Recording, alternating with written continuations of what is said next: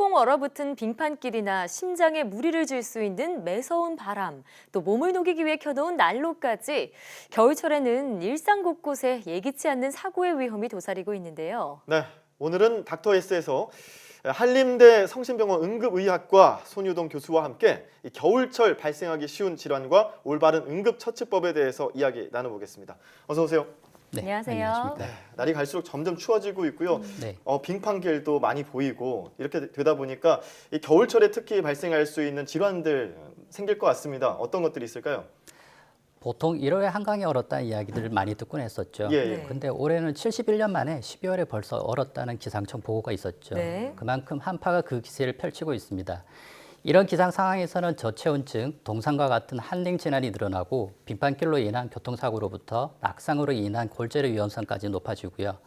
또 각 응급실에는 지금 독감이라고 불리우는 인플루엔자 질환이라든지 구토, 설사, 위중관 증상을 보이는 로타바이러스 질환이 늘어나고 있습니다. 또한 심근경색이라든지 뇌경색, 뇌출혈 이런 것도 많이 늘어나기 때문에 만성 질환자들은 생활에 각별한 주의가 필요합니다. 네, 정말 추워도 너무 춥다 이런 생각이 드는 요즘인데요.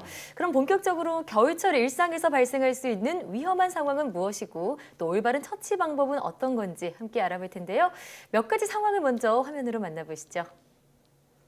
네, 겨울철 주의해야 할 상황 첫 번째는 저온 화상입니다. 요즘 핫팩이나 전기장판 많이 사용하잖아요. 네. 저도 전기장판 없이는 요새 잘 수가 그렇죠. 없는데요. 네.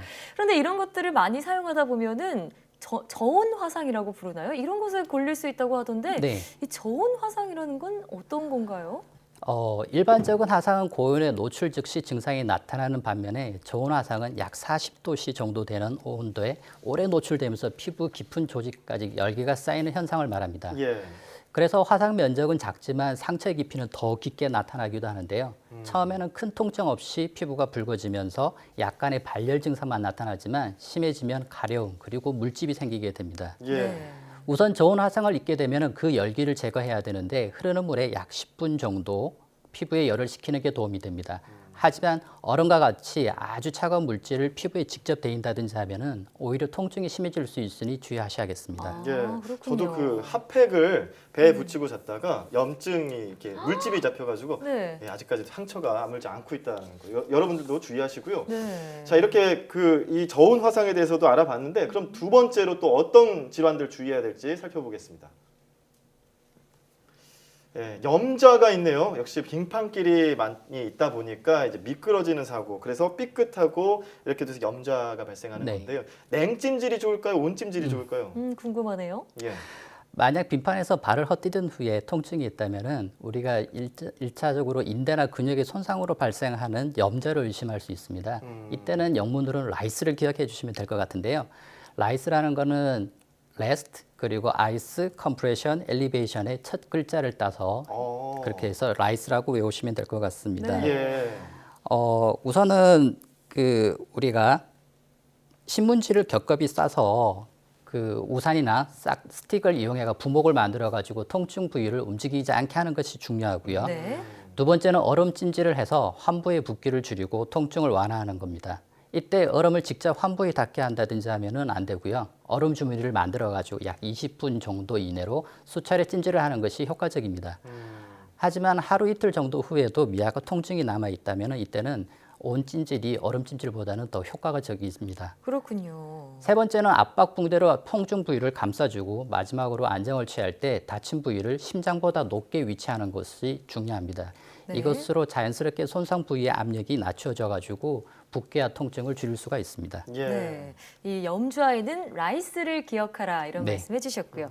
이렇게 한파주의보가 내려지면서 날씨가 추워지면요 빙판길도 조심을 해야 하지만 요즘 밖에서 일하시는 분들 많으시잖아요. 그래서 이게 혹시라도 저체온증을 보이는 증상을 보이는 그런 분들이 있다면요 어떻게 대비를 해주는 게 좋을까요?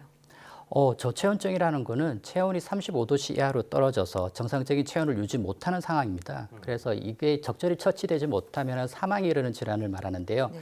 증상으로는 초기에는 몸떨림이 나타나고 이후에 피로감이라든지 말이 어눌해지다가 결국은 점점 의식이 흐려지게 됩니다.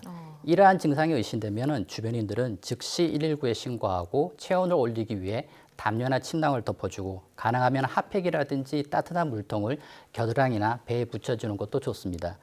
만약 이러한 것도 없다면 사람이 껴안아주는 것도 효과적인데요. 하지만 주의할 점은 절대로 의식이 또렷하지 않은 경우에 억지로 따뜻한 물을 먹이려고 하면 안 된다는 겁니다. 예. 그렇게 되면 오히려 환자에게 살해를 일으켜 흡인성 폐렴과 같은 위험한 상황을 만들 수가 있습니다. 그렇군요. 아, 이런 응급처치도 잘 해야지 안 그러면 큰일 날 수 있으니까 네. 숙지를 해두면 좋겠습니다. 네.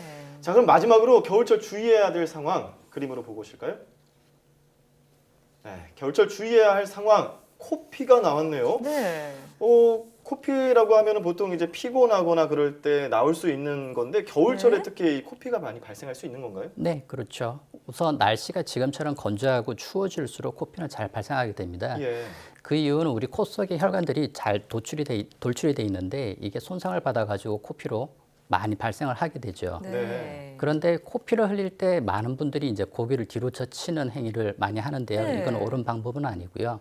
그러면요? 그렇게 되면 오히려 목 뒤쪽으로 혈액이 넘어가서 나중에는 삼키게 되죠. 그렇게 네. 되면 오심과 구토를 일으키는 원인이 됩니다. 아. 따라서 코피를 나면은 제가 여기 보여드리는 것처럼 약간 고개를 앞으로 숙이고요. 예. 그리고 코의 앞부분이라고 불리는 연골 부위를 예. 엄지와 검지를 이용해서 꽉 약 5분 정도 아. 압박을 하는 것이 효과적입니다. 지금 이 부위 맞나요? 네, 앞에 이제 연골이라고 불리는 딱 이제 말랑한 부위를 말하는 네. 부위죠. 예, 예. 네. 아, 그렇군요. 그래서 이때 이렇게 자세를 취하고요. 그때 이제 피가 흐르는 거는 삼키지 말고 입으로 뱉어내서 그래서 이제 구토라든지 오심이 일으키지 않도록 그렇게 주의를 하셔야 될 것 같습니다. 예.